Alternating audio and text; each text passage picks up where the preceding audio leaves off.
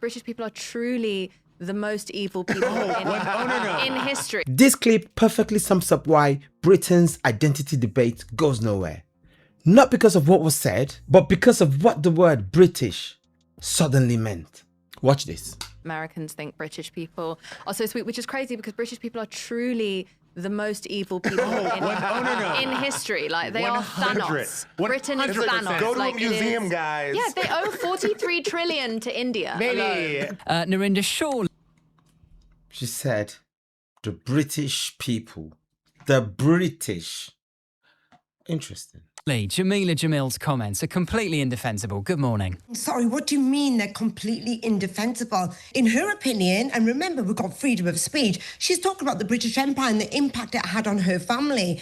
And she feels that if she feels that the empire history is evil, that's her opinion. Yeah, but and she wasn't just talking about empire. She said the British people, you and me, are the most evil in history. No, because then she would include herself. And she's not obviously including herself. She's not saying we are the most evil. An estimated 165 million people murdered, raped, stolen from, abused. You've got 3 to 10 million people killed in an engineered famine by Winston Churchill. Oh, no, don't start with the Bengal famine. It was not engineered by Winston Churchill, Narinder. Actually, a brown woman can't say, actually, in my opinion, what happened during the British Empire was evil. That's it. That's not what she said. That's not what she said. She said the British people are the most evil people in history. You need to watch the whole podcast then. The British Empire did some atrocious things. You don't seem to be able to accept this. And I think that a lot of people need educating to the truth of what this country did to.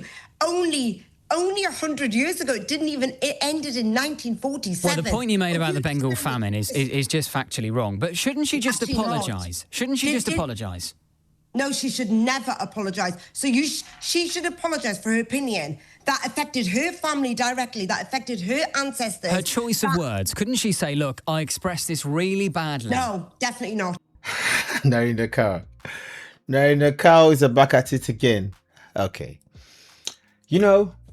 Yes, maybe she's referring to, the colonial times, all right? Those times were really dark, all right? I'm not going to be the one to say I want to defend Britain's colonial past because, even Nigeria was colonized as well, okay? It was colonized.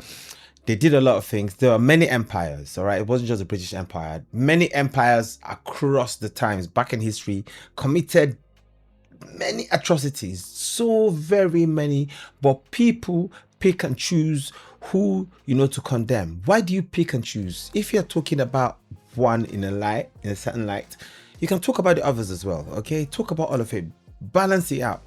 And then from my own perspective, if I talk about the British Empire, yes, even though, yes, like I said, we were colonized, there was something that they did that people don't give them credit for, okay? That is ending slavery. They pioneered it. Ending slavery was their thing. They spent a lot of money for that as well, okay? So for that, I'll say, yes, they did something good, okay? Even though, yes, there was a lot of dark times, all right? Even England too was almost colonized, invaded by the Vikings, okay? No one's talking about the Ottoman Empire. Why don't people talk about this empire as the Mongol Empire? Why don't we talk about all these other empires that committed so many atrocities, but everybody just condemns the British Empire? Why?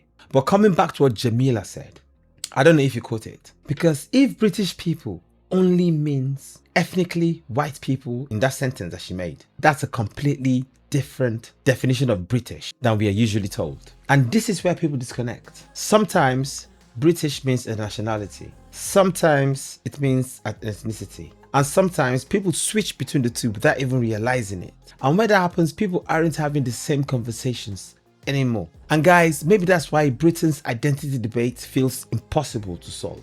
Because everyone is using the same word with a different definition. But what do you think?